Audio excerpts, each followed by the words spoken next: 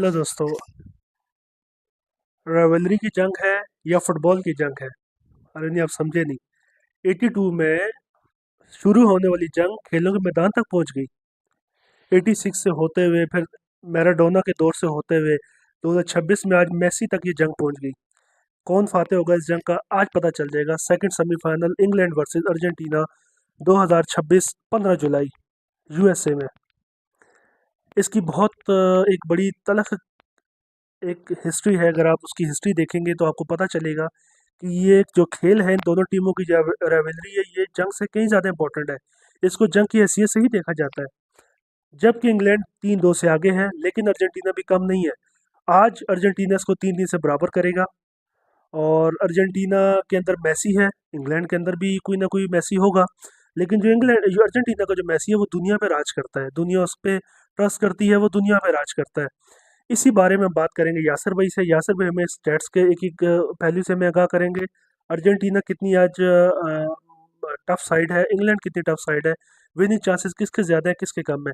तो बात करते हैं यासिर भाई से। हाँ, बिल्कुल आपने ठीक कहा है। ये बेसिकली सिर्फ फुटबॉल की पिच के ऊपर जंग नहीं है। ये एक टाइम पे एक रियल जंग थी, जो अर्जेंटीना और इंग्लैंड के दरमियान में हुई। और फिर ये चीज़ राइवलरी क्रिएट बनी और फुटबॉल पिच तक आ गई, जो कि आज भी कहीं कहीं नज़र आती है आपको। और अगर मैं बताऊं तो रिसेंटली भी अ, अर्जेंटीना के कुछ प्लेयर्स ने ये भी दिया था कि हम वॉर को सेटल करेंगे। इस मैच को लेकर उन्होंने ये बयान भी दिया हुआ है। तो आप इससे अंदाज़ा लगा लें कि आज से मतलब 30 साल 40 साल पुरानी जंग आज भी उनके दिलों में ज़िंदा है। तो ये पिच पे होने वाला मैच नहीं होने वाला। ये बेसिकली आप समझ लें कि पिच में होने वाली जंग है, जिसको दोनों टीम्स जो हैं वो जीतने की पूरी कोशिश करेंगी। हम इस बारे में बात कर चुके हैं कि अर्जेंटीना के प्लेयर्स क्या सोचते हैं।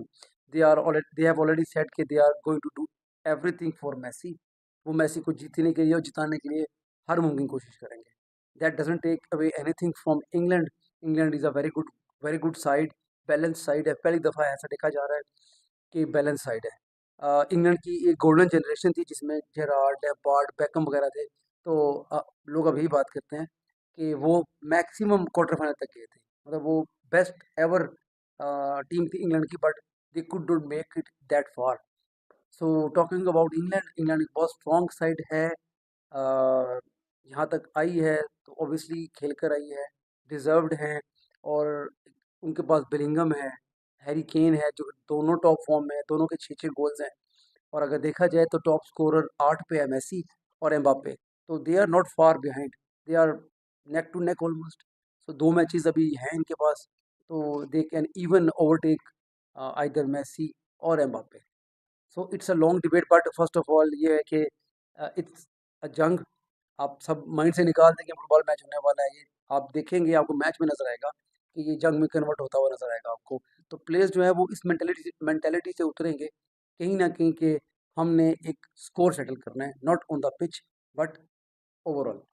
तो मुझे लगता है कि हम इस मैच के बिल्डअप के ना सबसे पहले हम देख लेते हैं कि दोनों टीम्स किस तरह यहाँ तक पहुंची हैं। हम पहले बात कर लेते हैं इंग्लैंड की। तो इंग्लैंड का जो इंग्लैंड ग्रुप एल में था। तो इंग्लैंड का जो पहला मैच था वो हुआ था क्रोएशिया के साथ, जिसमें अगर आप मुझसे पूछे तो मैं क्रोएशिया से बहुत ज़्यादा डिसअपॉइंटेड था। एक बहुत अच्छा मैच था, जो कि क्रोएशिया को अच्छा टफ टाइम देना चाहिए था, but they lost due to brilliance of Harry Kane, जो टॉप स्कोरर हैं अभी इंग्लैंड की तरफ से। और स्टार्ट से उन्होंने अच्छा स्टार्ट लिया हुआ था।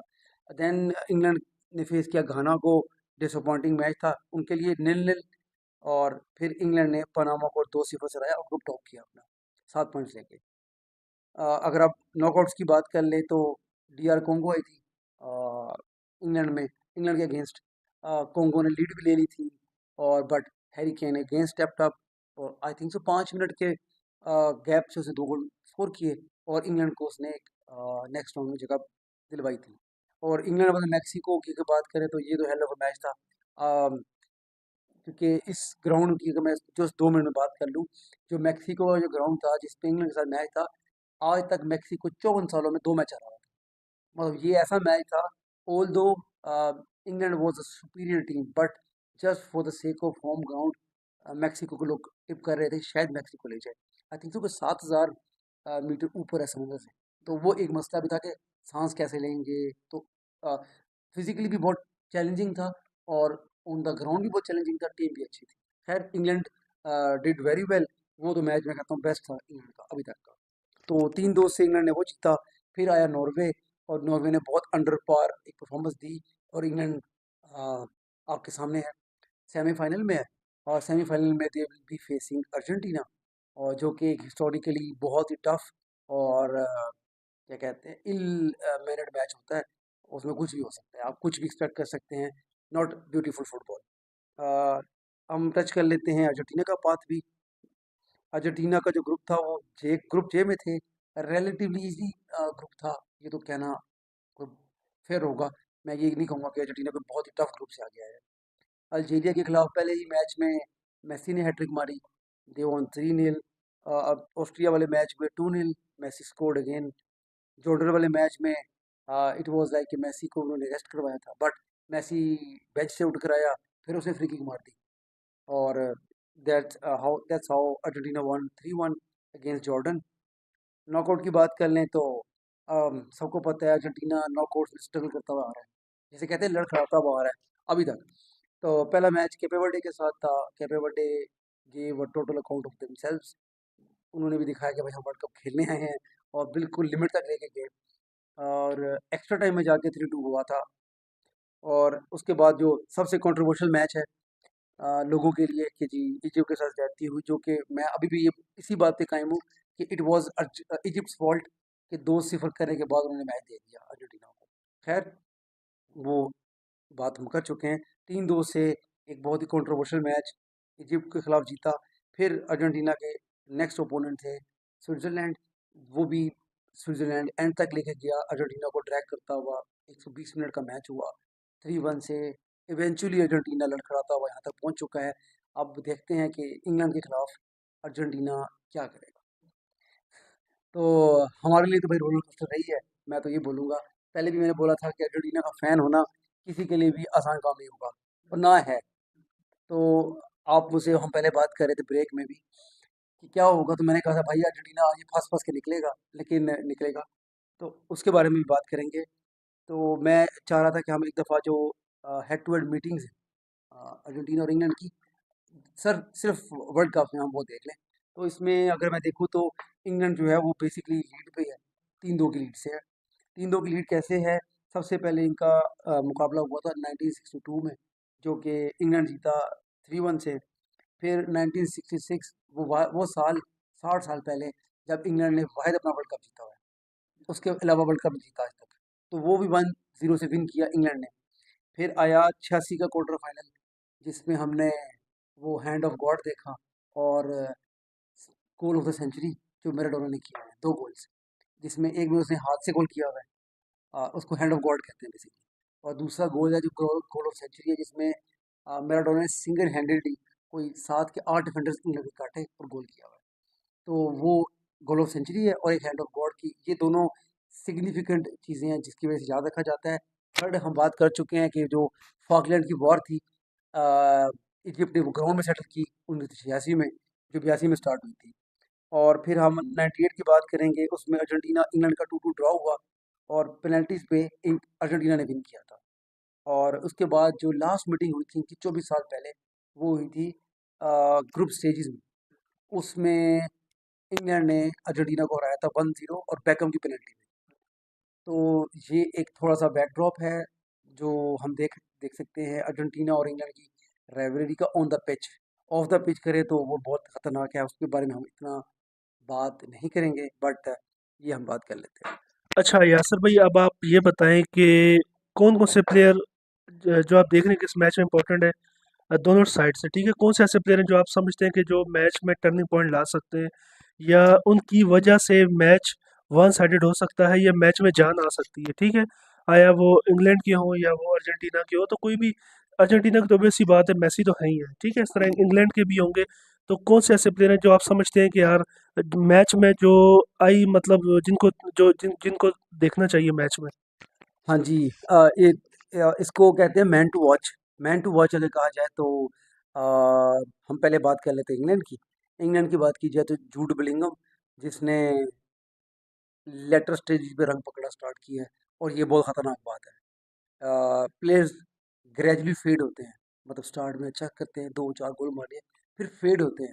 तो अगर आप बिलिंघम की परफॉर्मेंसेस देखें, तो उसने ग्रेजुअली राइज़ करना स्टार्ट कर दिया है, उल्टा चल रहा है बेसिकली फुटबॉलिंग लैंग्वेज में। तो मैं ये कहूँगा कि एक बहुत ख़तरनाक साइन है उनके ओपोनेंट्स के लिए। पिछले 2 मैचों में 4 गोल मारे हैं उसने, टोटल 6 गोल हैं। तो आप इससे अंदाज़ा लगा लें कि वो सही टाइम पे पीक पकड़ रहा है, सही टाइम पे वो फ़ॉर्म पकड़ रहा है। तो अर्जेंटीना को अगर कोई मेजर थ्रेट है ना, तो मैं कहूँगा हैरी केन से ज़्यादा जूड बिलिंघम की तरफ से है। अभी, अगर ये जूड बिलिंघम गोल्स ना मारे होते तो शायद मैं हैरी केन को टॉप पे रखता। बट अभी मैं कहूँगा कि Bellingham is the man to watch, क्योंकि ये कुछ भी कर सकता है, और ही हैज़ प्रूव्ड। नॉकआउट में जो भी प्लेयर क्रंच टाइम पे, टफ टाइम्स में गोल करते हैं, वो ईज़ी गोल्स नहीं होते। मार्क माय वर्ड्स, वो चाहे जोन-सा मर्ज़ी गोल हो, वो बहुत टफ गोल्स होते हैं अब। सो और अगर देखा जाए तो क्वालिटी वाइज़ भी बिलिंघम के चारों गोल बहुत अच्छे हैं। तो एक तो इंग्लैंड की तरफ से जूड बिलिंघम आप पिक कर लें, आप हैरी केन को टिप ऑफ रखें हमेशा। ही इज़ द मैन, उसने प्रॉपर लीड किया हुआ है, और अभी तक उसके 73 गोल हैं इस साल में। तो ये फुटबॉल की हिस्ट्री की बात कर रहा हूँ मैं। मेसी के बाद ये दूसरा इंसान है दुनिया में जिसने 70 प्लस गोल मार दिए हैं एक सीज़न में। एक फुटबॉलिंग सीज़न में होता है, यानी कि तकरीबन जुलाई से लेके और अगली जुलाई तक। ये 1 साल बनता है हमारा, फुटबॉलिंग साल बनता है। तो मेसी के 90 थे। ऑब्वियसली ये 90 तक तो नहीं पहुँच पाएगा क्योंकि 2 मैचेस रह गए हैं सीज़न खत्म होने में। तो फिर भी 73 are hell of a goals, मतलब बहुत गोल्स हैं यार ये किसी के लिए भी। तो he is a man to watch, क्योंकि अब मैं इंग्लैंड की बात करूँ, जैसे मैंने प्रीव्यू में बात भी की थी कि डीआर कोंगो के खिलाफ पूरे मैच में उसने कुछ नहीं किया, बट जब ज़रूरत पड़ी 2 टचेज़ पे 2 गोल मारे उसने, एंड इट वाज़ इनक्रेडिबल। तो हैरी केन, जूड बिलिंघम हो गया, एंथनी गॉर्डन की performances, although he is not a superstar, but वो परफॉर्म कर रहा है। चाहे वो असिस्ट हो, चाहे वो पेनल्टी विन करना हो, चाहे वो उसके ऑफ द बॉल रन हो, चैनल्स में रन हो, he is performing every time. इसके अलावा मैं बात करूँ तो जॉन स्टोन्स एक एक्सपीरियंस सेंटर बैक है, बट एज उसकी थोड़ी सी वो है। पिकफोर्ड भी हम मैन टू वॉच नहीं कह सकते। मुझे लगता है जूड बिलिंग, हाँ, एक और जो प्लेयर मिसिंग है इंग्लैंड का, मुझे लग रहा है कि हो सकता है कि इंग्लैंड इस दफ़ा यूज़ करे, जिसको अभी यूज़ नहीं किया उन्होंने। साका, वो इंजर्ड है, राइट मिड पे खेलता है और आर्सेनल का प्लेयर है। तो मुझे लगा बुकायो साका को चांस देंगे, क्योंकि सबको पता है, हम भी जैसे डिस्कस कर चुके हैं, अर्जेंटीना एक एज्ड टीम है। तो अगर हमने जज कर लिए तो ऑब्वियसली वहाँ बैठ के भी लोग जज कर रहे होंगे कि पेस उतारें पिच पे, ताकि उनके डिफेंडर्स को वो पैक बैक कर सकें, ताकि उनके डिफेंडर्स जो है फुल बैक्स जो है वो खुल के ना खेल सकें। तो मुझे लगता है कि इंग्लैंड की तरफ से अटैक में ही सारा कुछ है, और ये 3-4 लोग हैं जो बहुत ज़रूरी होंगे। हाँ, मैं एक और स्किप कर गया, डेक्लन राइस की बात करें तो वो इस वक्त दुनिया का पूछा जाए तो best box to box midfielder है। बॉक्स टू बॉक्स मिडफील्डर बहुत कम रह गए हैं, क्योंकि पहले ये कॉन्सेप्ट बहुत ज़्यादा होता था। अब ये कॉन्सेप्ट कम हो चुका है, but he is a very perfect example of box to box midfield player. Goals भी करता है, डिफेंड भी करता है, और उसको मुझे लगता है कि अर्जेंटीना के लिए मार्क करना और उसको ग्रैब करना बहुत ज़रूरी है। क्योंकि अगर आप पिछले मैच की बात करें, जैसे ही वो सब हुआ था, तो इंग्लैंड की टीम पूरी बैठ गई थी। वो आपको क्लियरली नज़र आया था कि इंग्लैंड की बैठ चुकी है, तो he is also a man to watch if he is not injured.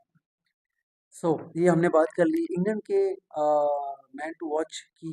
Argentina की क्या बात करें, ऑन टॉप मेसी है, जिसके लिए जी कहा जा रहा है फीफा भी रेडी बैठा हुआ है, और अर्जेंटीना के प्लेयर्स तो पहले ही कह चुके हैं, ये हम सर कटवाने के लिए बैठे हुए हैं। तो Messi is on the top, he can do everything और एनीथिंग, और कभी भी कर सकता है। आप ये नहीं कह सकते कि वो बैठा हुआ कुछ नहीं कर रहा है ना, उससे तो आप कुछ भी एक्सपेक्ट कर सकते हैं। तो मुझे लगता है उसके बारे में हम बात नहीं करें तो बेहतर है। इसके अलावा अगर अर्जेंटीना की बात करूँ तो मैकअलिस्टर बहुत एक अच्छा मिडफील्ड प्लेयर है।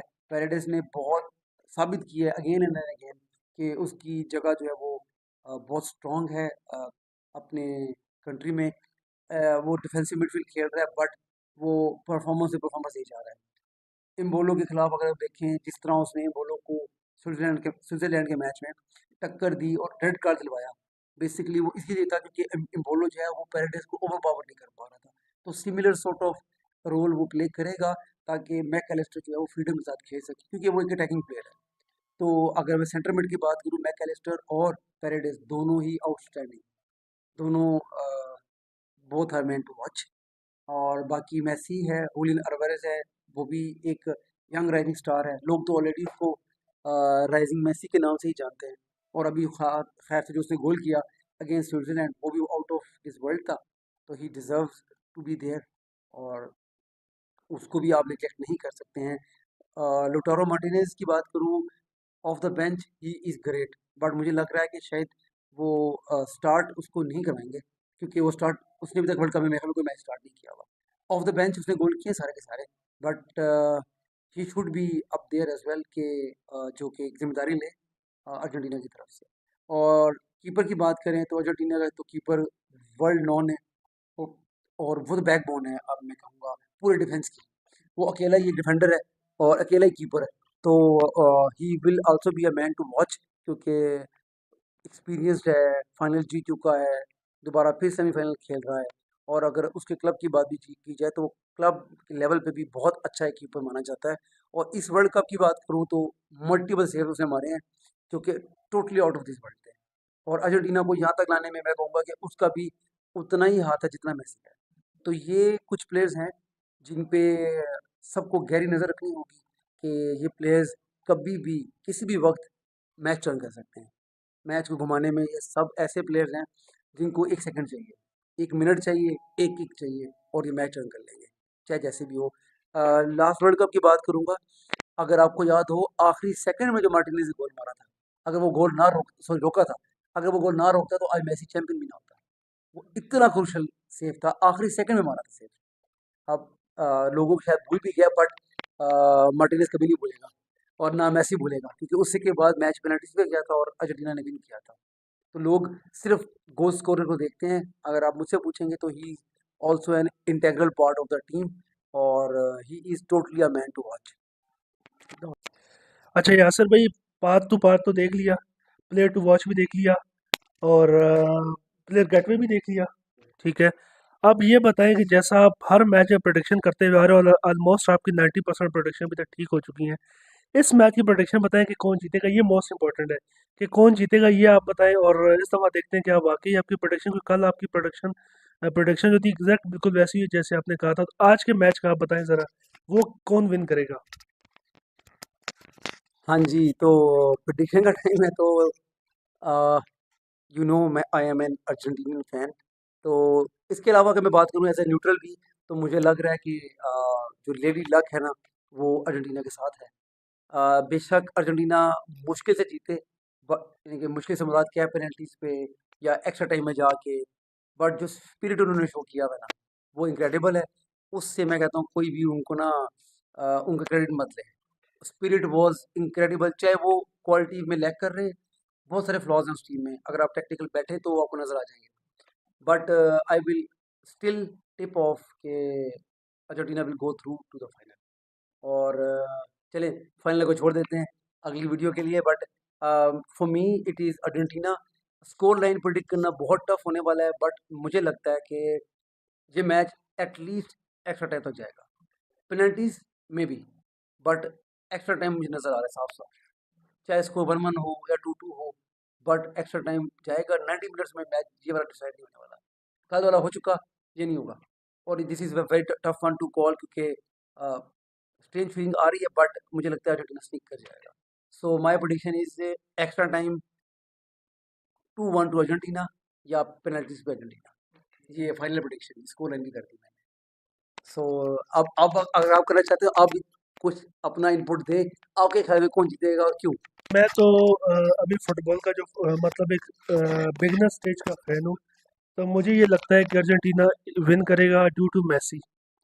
मेसी एक ऐसा, एक आप समझ लें कि ट्रम्प कार्ड है अर्जेंटीना के अंदर, जो कभी भी अगर चल गए तो चल गए, तो उनको रोकना बहुत मुश्किल होगा। मेसी ने वैसे भी अगर 1 या 2 गोल कर दिए, तो आप अगर मेसी एक गोल करता है तो आप समझे कि टीम उनकी 3 गोल करेगी, बाकी प्लेयर भी 2 गोल करते हैं, उनको भी कॉन्फिडेंस मिलता है। तो मैं समझता हूँ कि 80-20 है, 80% अर्जेंटीना, 20% इंग्लैंड। जी, 20% इंग्लैंड। वो भी इस तरह के अगर मेसी का दिन बुरा होता है तो अच्छा, अब दोस्तों आप बताएं कि कौन विन करेगा, इंग्लैंड या अर्जेंटीना? अपने कमेंट्स हमारे कमेंट सेक्शन में ज़रूर हमें बताएं कि इंग्लैंड जीतेगा या अर्जेंटीना जीतेगा। और उसके साथ ही सब्सक्राइब भी करें चैनल, बेल के बटन पे भी प्रेस करें। और अपना बहुत सारा ख्याल रखिए, खुश रहिए, आबाद रहिए। अल्लाह हाफिज़।